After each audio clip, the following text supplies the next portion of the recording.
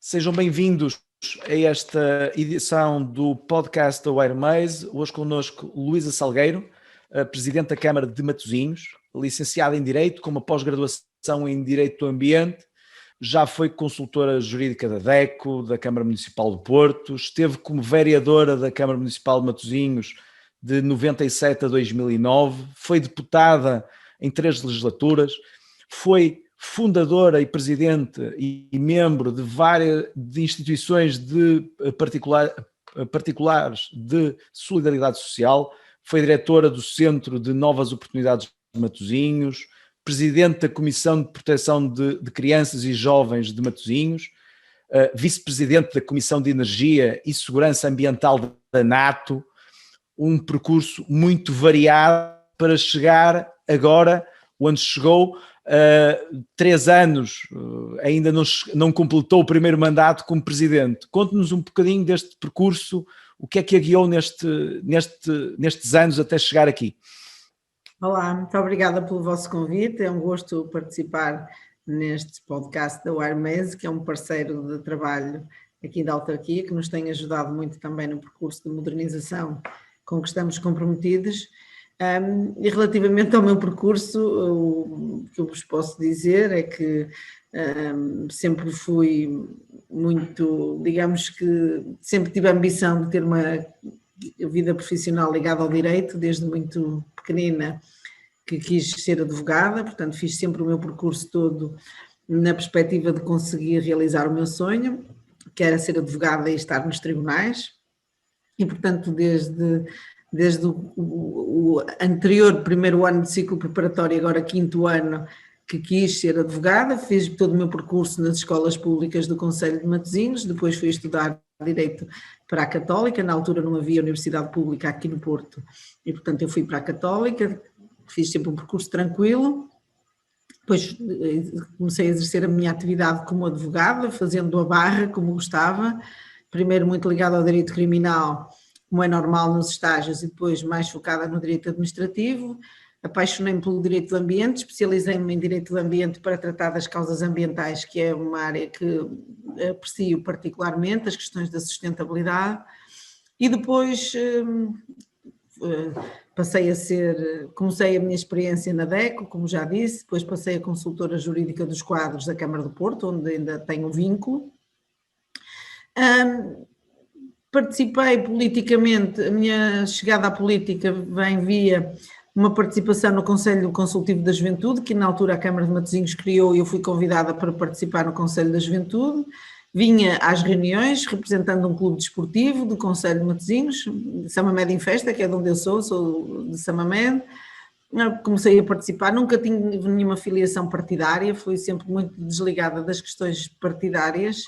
E através dessa participação depois fui convidada para ser vereadora, eu aceitei, sem perceber muito bem o que me esperava, e portanto vim para vereadora da Câmara de Matosinhos em 97, ainda não tinha 30 anos, portanto, e continuei a exercer a minha atividade de paixão, que era a advocacia, a minha vida de jurista da área do ambiente.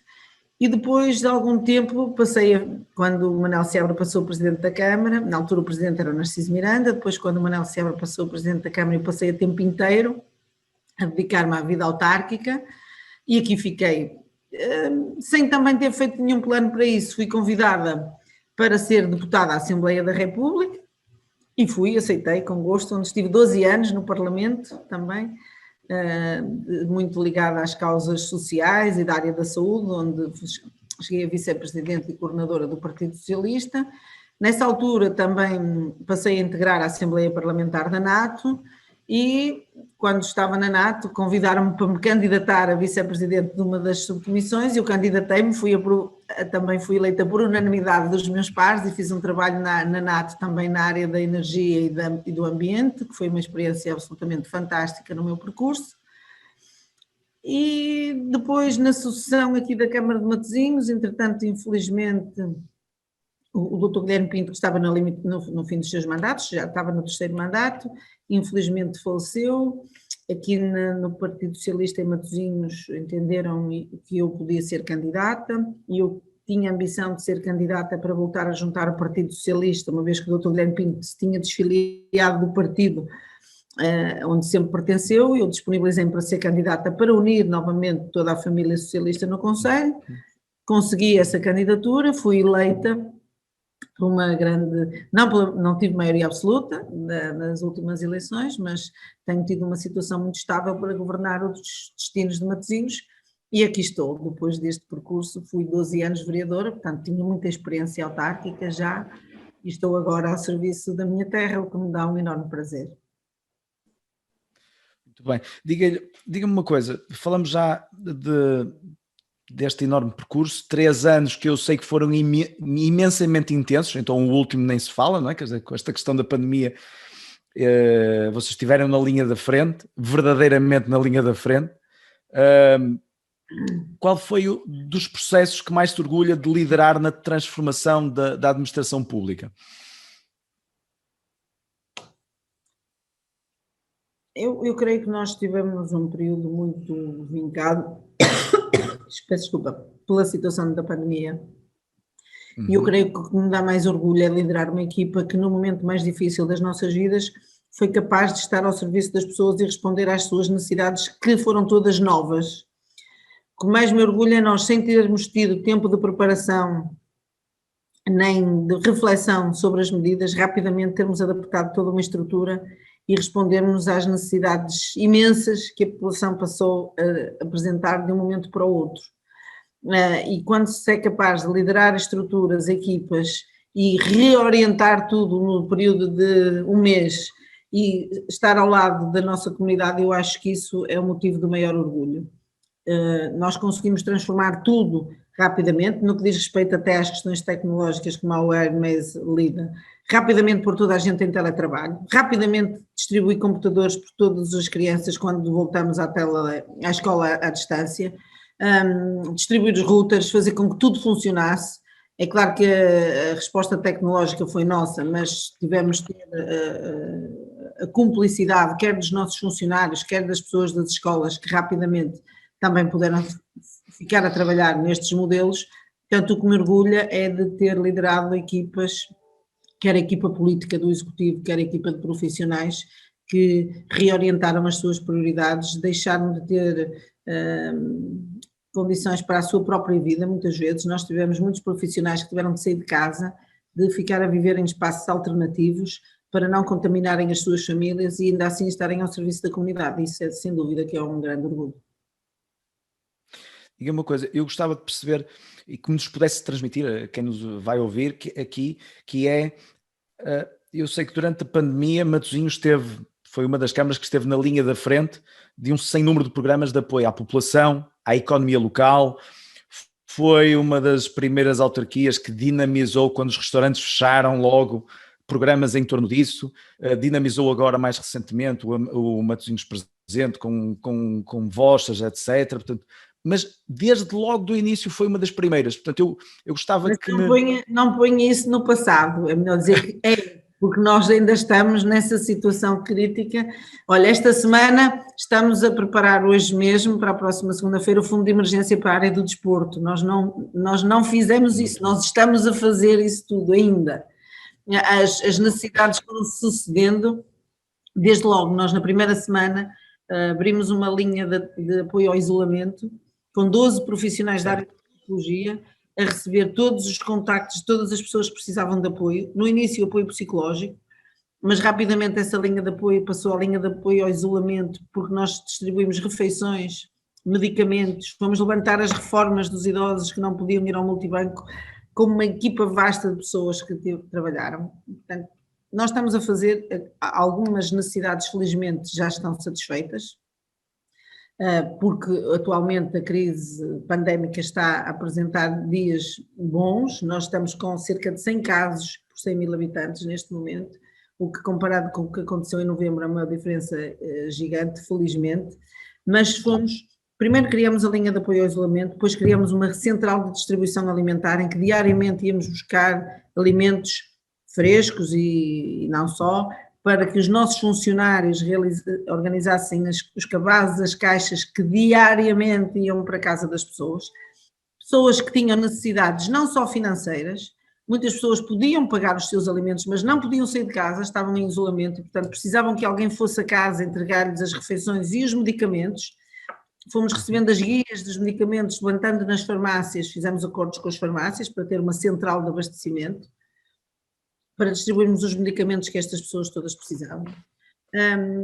Criamos, portanto, uma rede de distribuição em articulação com as uniões de freguesia. Tivemos que criar equipas de higienização de espaço público com as máquinas adequadas para que nas zonas de concentração tudo estivesse pronto.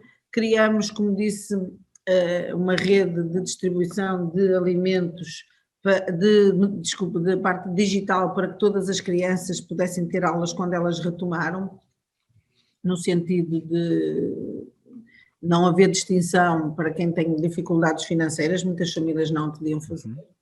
Constituímos com o Hospital Pedro Spano uma equipa que montou, desenhou, executou e colocou em funcionamento uma unidade de cuidados intensivos em 32 dias, desde que a obra começou a fazer-se até entrar em funcionamento, demorou um mês, na verdade demorou 30 dias, mas só no 32º dia é que foi inaugurado, com a presença da senhora Ministra, e nós estamos habituados a ver isso acontecer, e os vídeos do que se passa na China e noutros locais, e em Matosinhos nós montamos essa unidade, que não é uma unidade transitória, ela ficará para sempre, está a funcionar neste momento, e no pós-Covid continuará a funcionar. Toda uma equipa de pessoas que fizeram visitas aos idosos em isolamento e que continuam a fazer para que as pessoas tenham um apoio psicológico e alimentar nas suas próprias casas. Depois criamos, à medida que a situação foi evoluindo, um fundo de emergência. O nosso fundo de emergência depois deriva para várias áreas. Temos a emergência para as instituições de solidariedade social. Tivemos de fornecer os equipamentos de proteção individual às nossas instituições, aos bombeiros, aos polícias. Foi a Câmara que garantiu sempre. Tivemos de montar uma estrutura de funcionários que serviço de retaguarda, porque houve um tempo em que as nossas IPSS viveram uma grande crise porque muitos dos seus funcionários estavam infectados ou em quarentena. E sobretudo nos lares da terceira idade, nos equipamentos residenciais para pessoas idosas, os idosos estavam institucionalizados, não havia profissionais, não havia enfermeiros, não havia auxiliares, porque estavam infectados e, portanto, os presidentes das IPSS telefonavam-nos a dizer: eu não tenho como tomar conta das pessoas, não tenho equipas. Então nós criamos uma bolsa de reforço solidário, de voluntários que se inscreveram em parceria com o Instituto Padre António Vieira, e era a Câmara que colocava profissionais dentro das instituições para que as instituições pudessem continuar a funcionar, caso contrário teriam de encerrar, o que seria um drama. E, portanto, essa bolsa de reforço solidário foi muito importante para apoiar as instituições na falta de profissionais. Portanto, depois o Fundo de Emergência Municipal está a funcionar, foi respondendo às IPSS que não têm sustentabilidade financeira, portanto precisavam de um apoio extraordinário. O Fundo de Apoio foi criado para as instituições culturais que viram a sua atividade suspensa subitamente e, portanto, precisam de um apoio financeiro extraordinário para sobreviverem. O Fundo de Emergência para as empresas que tenham tido quebras acima de 25%. E, portanto, nós estamos a injetar diretamente apoios a fundo perdido nas nossas pequenas e médias empresas. Um fundo de apoio para as famílias que têm quebra de rendimento e, portanto, a Câmara atribui a muitas famílias cheques, portanto, a fundo perdido para que essas famílias possam aguentar a situação. Criamos uma bolsa que chamamos a Bolsa Passos Manuel, em homenagem ao nosso ilustre Ministro da Educação e um ilustre matosinhense, Passos Manuel, em que pagamos as propinas para as famílias que têm os filhos no ensino superior e que iam ver-se obrigadas a suspender os cursos dos seus filhos, porque não têm condições para pagar as propinas. Portanto, a Câmara está a pagar as propinas a essas famílias que não têm condição para manter os filhos no ensino superior, porque o pior que pode acontecer é nós interrompermos a formação dos nossos jovens. Como disse, para a semana vamos apresentar o Fundo de Emergência da área desportiva, que as instituições também perderam as áreas da formação, que são o que permite socorrer aos seus encargos. Portanto, nós não fizemos, nós estamos ainda a desenvolver um conjunto de atividades e de medidas extraordinárias para aguentar a comunidade. Outra das iniciativas de apoio à restauração foi o Matosinhos.com, que nós fizemos um acordo com a Cooperativa de Táxis de Matosinhos, que tem cerca de 70 viaturas, e portanto são os táxis que vão fazer a recolha das refeições nos restaurantes para os entregar na casa das pessoas, e o apoio à restauração também, de apoio às empresas. Nós só à restauração já apoiamos com 1 milhão de euros para esse setor. Neste momento continuamos em todas estas frentes, suspendemos a cobrança das taxas para o comércio relativamente à ocupação da via pública, permitimos que os restaurantes tenham crescido para o exterior para compensarem a perda de clientes, reduzimos as rendas dos nossos estabelecimentos ou a 50% para aqueles que estão em funcionamento, ou simplesmente deixamos de cobrar, suspendemos as rendas para os nossos arrendatários durante o período da crise.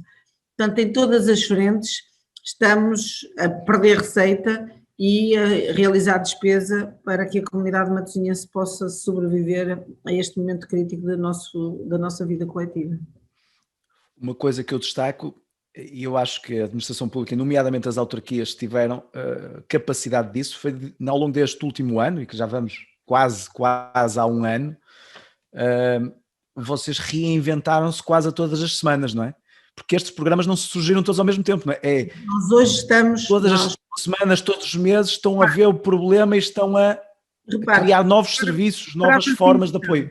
Para a vacinação, hoje mesmo está a ser adaptado um edifício do Voluto, onde vamos poder aumentar a capacidade de vacinação. Neste momento nós temos um centro, que era um edifício municipal, que foi adaptado rapidamente para procedermos à vacinação ali no Parque de Real, junto à circunvalação, onde se podem realizar 550 vacinas por dia, e tem sido mais do que suficiente, porque não há vacinas para fazer esse volume, mas agora que estão previstas chegar novas vacinas, nós estamos este fim de semana a adaptar um espaço onde vamos poder vacinar milhares de pessoas por dia, e é a Câmara que está a fazer essa adaptação, e hoje estamos a fazê-la, porque sabemos que vamos passar a ter vacinas. É uma equipa que nunca tinha feito isso, mas nós adaptámos-nos rapidamente, portanto na próxima semana isso estará concluído.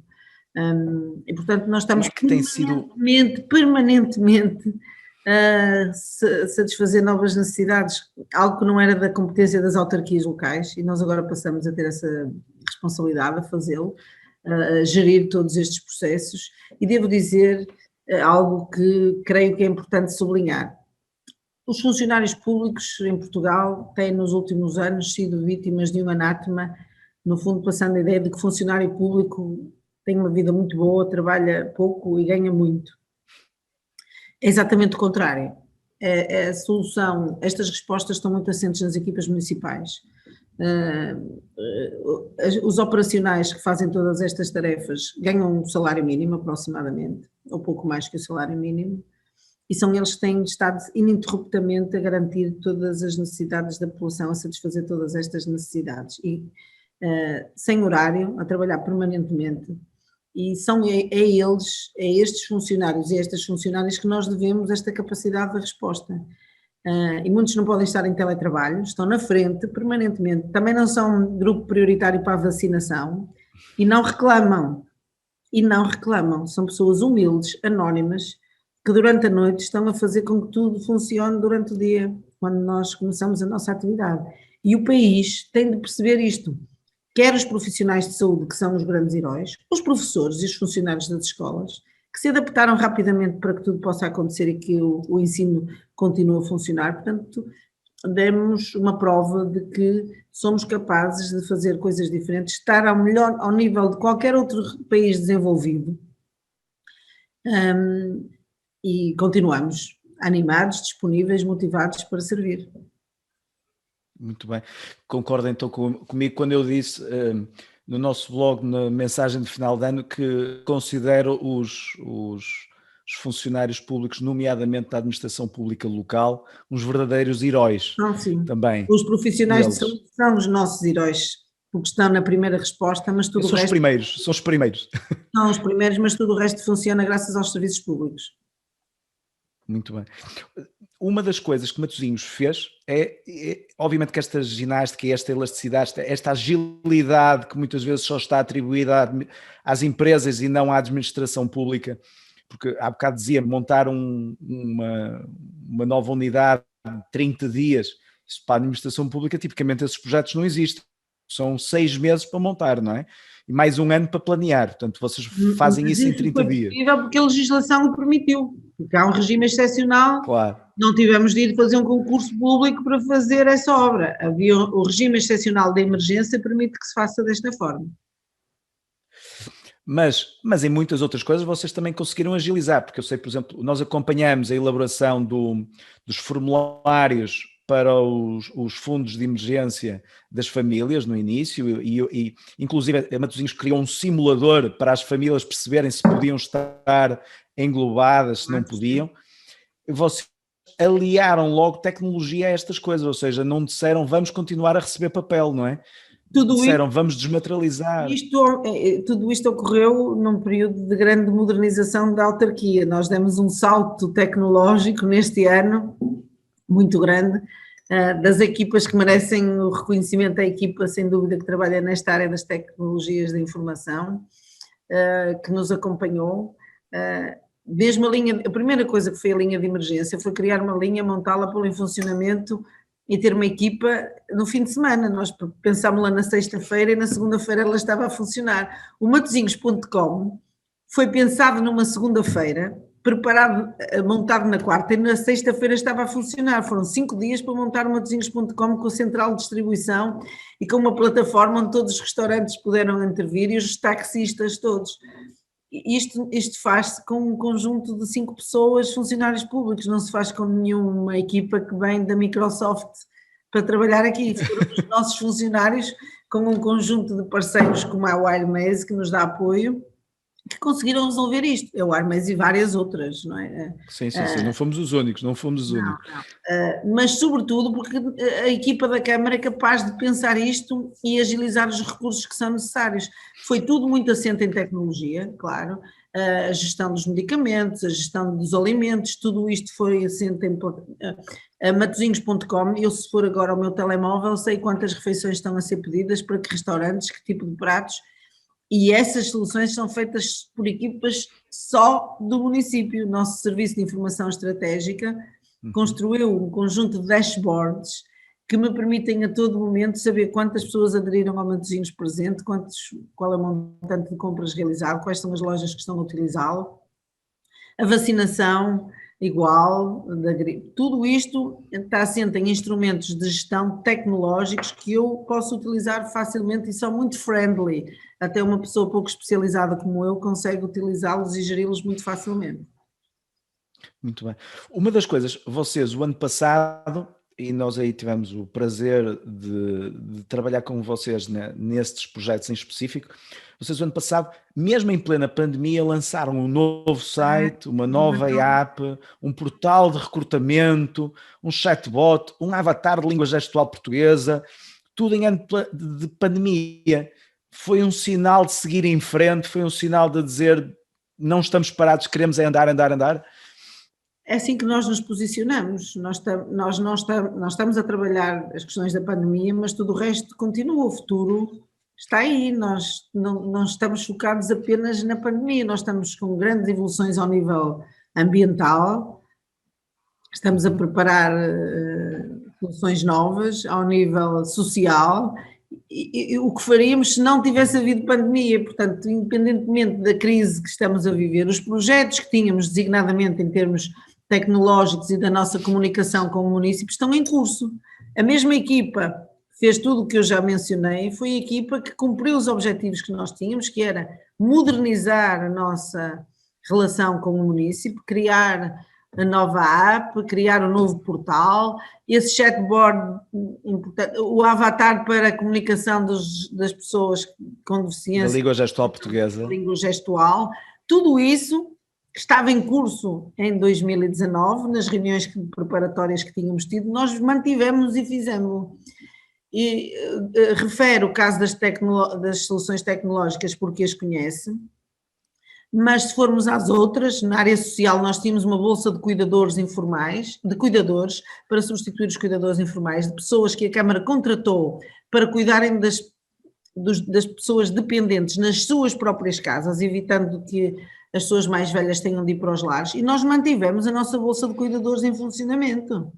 Não foi o Covid que nos fez afastar dos nossos principais objetivos. Nós ganhamos no ano passado o Prémio Nacional de Leitura, porque o nosso plano municipal de leitura manteve-se todo, o Literatura em Viagem manteve-se todo online, mas nós mantivemos nós temos que manter a nossa vida. A comunidade tem de perceber que, para além do Covid, nós existimos. Não podemos deixar-nos deprimir. Sem descurar a primeira linha de resposta que é a pandemia, tudo o resto na Câmara continua em funcionamento. Eu tento dedicar-me o menor tempo possível ao combate à pandemia para fazer com que tudo o resto aconteça e que, assim que a pandemia esteja vencida, a nossa vida comunitária possa avançar. A economia precisa de continuar o apoio às empresas, a construção de novos polos, o desenvolvimento do nosso plano diretor municipal, a criação de novas áreas de atração urbanística são essenciais para que no pós-pandemia nós possamos estar fortes, e a tal resiliência que o plano de recuperação e resiliência do país está a apresentar, nós também temos o nosso próprio. Portanto, temos de continuar resilientes, resistir e afirmarmos para o futuro. Matosinhos não vai deixar de ser um grande concelho, capaz, forte, para o que virá depois da pandemia. Claro que vamos ter uma crise social e económica brutal e nós temos de estar preparados para ela. E é esta resiliência, esta capacidade que temos de ter, este músculo que precisamos para o pós-pandemia. Muito bem. Por falar em crise, e eu acho que esse é um tema muito pouco abordado em termos gerais ainda hoje em dia em Portugal.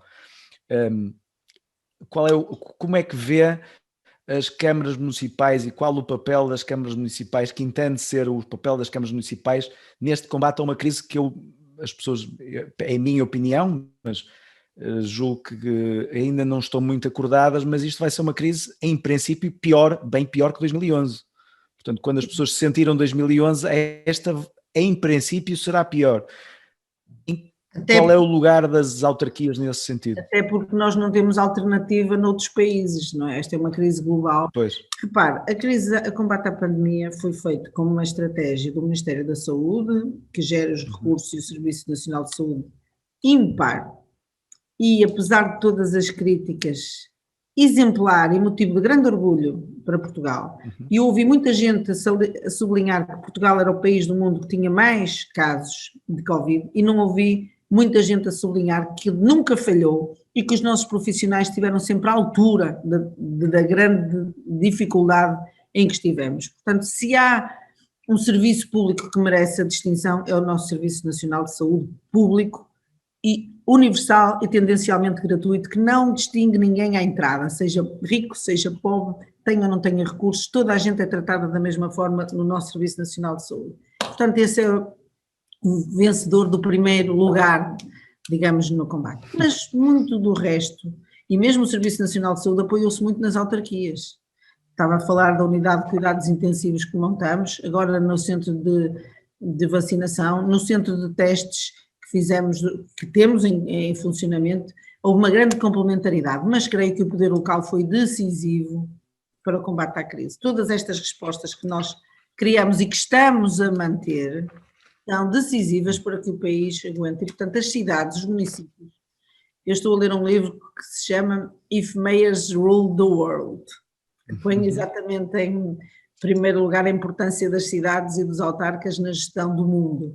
E eu tenho a certeza que no pós-Covid vai continuar a ser essa a visão de que é nas autarquias que reside grande parte da capacidade para fazermos com que Portugal possa continuar a ser um país competitivo em termos europeus, em termos internacionais, porque temos aqui a grande capacidade de resposta e os meios e a competência para o fazer.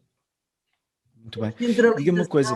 E a descentralização que está em curso, não mais robusta do que está atualmente a ser feita, é essencial para esse futuro nacional. Muito bem. Sim, é o papel da descentralização e espero que seja fundamental também para alguma dinâmica que falta em termos de algumas regiões de Portugal, nomeadamente. Aqui,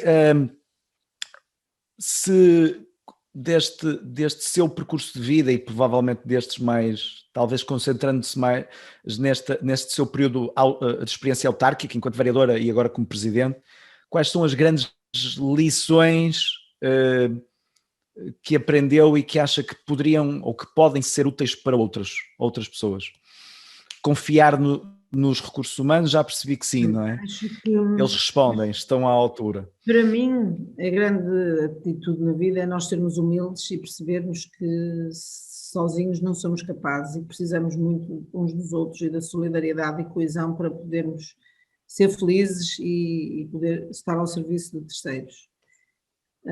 Pois é, a capacidade de trabalho, nada se faz. A inspiração e o estudo são muito importantes, mas sem capacidade de trabalho e sem força para trabalhar, nada se consegue. E que é preciso, sobretudo, partilhar, criar redes, formar equipas, não nos isolarmos nem na gestão, nem na decisão, nem no trabalho. Quanto mais partilharmos responsabilidades, mais eficazes somos. Portanto, a grande lição é saber ouvir, perceber o que as pessoas precisam e pensam e depois liderar quem saiba e queira trabalhar e não termos uma atitude individualista, mas sim da equipa e de comunidade. Se não formos uma comunidade, se não formarmos redes de trabalho e de decisão, não vamos conseguir. Portanto, a minha grande lição é saber partilhar, envolver as pessoas, corresponsabilizar as pessoas e distribuir tarefas. Isso é o mais importante. Muito bem. Qual foi uma das decisões mais difíceis que já teve que tomar? Foi claramente fazer o shutdown dos serviços de autarquia. Obrigar as pessoas a irem para teletrabalho porque há uma grande resistência, as pessoas querem trabalhar e das decisões mais difíceis que tive foi o despacho de Covid em que tive que encerrar os equipamentos públicos, os parques, os cemitérios, tudo. Acho que foi o momento mais difícil do meu mandato, foi exatamente esse. O shutdown do Conselho. Não só da autarquia, mas de todo o Conselho. Muito bem. Falando agora um bocadinho mais e tirando agora a questão mais profissional, olhando para trás eu vi e percebemos pela introdução que teve uma vida plena, qual teria sido aquele conselho que daria à jovem Luísa Salgueiro, estudante em Matosinhos, o que é que, se pudesse andar para trás, o que é que lhe diria? Olha, eu quando andava aqui na escola de Matosinhos, aqui ao lado da Câmara, na Augusto Gomes, foi no ano em que foi o Ano Internacional da Juventude e foram escolhidos os melhores alunos do Conselho para fazer um trabalho. Eu era a melhor, e eu não sabia, mas era a melhor aluna do Conselho. Dava muito e esforçava muito para ter boas notas.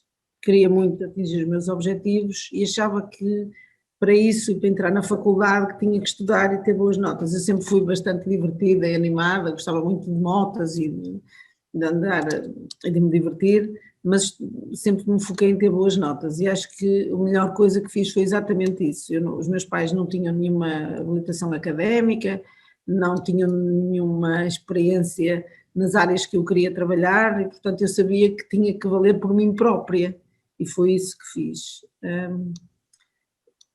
E os meus objetivos foram sempre atingidos graças sobretudo a essa atitude de humildade e de trabalho. Sempre tive uma atitude de trabalhar para conseguir aquilo que queria.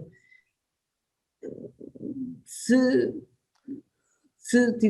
voltasse agora ao meu tempo, se calhar a única coisa que eu tinha dito à jovem Luísa que ela não fez foi ter acreditado numa atividade desportiva. Eu sempre quis praticar desporto e nunca consegui ir para a modalidade. Eu queria jogar voleibol e nunca fui para o voleibol. Acho que dava conselho à jovem Luísa para conciliar os estudos com o voleibol que teria sido possível, e ela provavelmente tinha conseguido um objetivo que nunca atingiu, era esse, de se juntar a uma equipa e praticar desporto. Muito bem. Ainda por cima, tanto quanto me lembro, vocês têm boas equipas de vôlei aí, acho eu, não A é? Académica de São Mamede, Os Leixões. não é? Muito bem, Leixões. exatamente. Olha, diga uma coisa, uma das coisas que neste momento a pandemia nos deixou foi tempo para ler, tempo para ver filmes, tempo para nos dedicarmos a esse enriquecimento da nossa própria cultura, com isso aprender lições. Há bocadinho já nos disse que está a ler o If Mayors Rule the World. O que é que seriam alguns livros que daria como conselhos ou filmes para nós, para quem está a ouvir, se poder inspirar? Já percebi que este é um dos livros, não é? É o do momento, é o do momento. É o do momento. Mas eu mudo muito o meu tipo de leituras, leio coisas muito diferentes, mas aconselho nestes tempos a lerem romances, algo que nos faça distanciar um bocadinho da realidade e fazer uma pausa mental para não nos focarmos só nos temas com que trabalhamos, sobretudo fazer coisas diferentes quando se chega a casa, quando se tem um tempo livre, não fazermos sempre as mesmas, não reproduzirmos os temas com que lidamos no trabalho. Acho que é importante variarmos e o cérebro tratar de coisas diferentes e, portanto, um bom romance, muitas vezes, não lermos só livros técnicos. Eu vejo as pessoas a lerem livros de autoestima e de coaching, mas, na minha opinião, ler um bom romance que nos agarra ao livro é melhor, porque nos relaxa e nos permite pensar em coisas diferentes. Eu sou fã do Milan Kundera, portanto acho que é um bom romance do Milan Kundera. São muitos clássicos, um Hemingway, ou mesmo um Dostoiévski, um Guerra e Paz. É importante para nós podermos. Eu aconselho um clássico sempre. É o mais importante. Nos filmes, hoje em dia nós estamos muito influenciados pelas séries, não é? O Netflix e o HBO mudaram as nossas vidas e eu deixo muito que seja a minha filha a decidir, porque ela tem pouco espaço e, portanto, as séries, ela já tem 18 anos, portanto estamos muito alinhadas em muita coisa, está a estudar Direito, como eu e o pai, que o pai também é advogado. Faz voleibol a sua filha, não? Não, a minha filha é dança, só gosta de dançar, não gosta de assim, nenhum desporto em especial. Gosta de dançar e dança muito, desde muito nova, mas quase profissionalmente que faz aquilo. Muito bem. As séries são escolhidas pelo meu marido e pela minha filha, mais pela minha filha. Vimos recentemente o The Crown. É algo que tem que ser séries que nos interessem aos três para haver algum consenso. Aos três. Não serão, não é? Portanto, são as séries do momento. Muito bem. Sim, senhora, pronto. Senhora Presidente Luísa Salgueira, agradeço o seu tempo, agradeço as suas palavras de inspiração, que eu acho que esta e foi perceptível esta ideia de que vocês aí trabalham Matosinhos de todos para todos, muito próximo do cidadão, atentos e dinâmicos, ágeis, a inovar, como dizia há bocadinho, fazendo coisas de segunda para sexta-feira, de sexta-feira para segunda, quarta para segunda, tudo isso ajuda imenso, percebermos que a administração pública local, em específico, não está parada, está ágil e recomenda-se. Muito obrigado pela sua participação. Obrigada eu. Parabéns ao Hermes e continuação de bom trabalho. Muito obrigado. Importante termos empresas do Conselho de Matosinhos também assim capazes à altura dos desafios dos dias de hoje e preparar-nos para o futuro. Muito obrigado.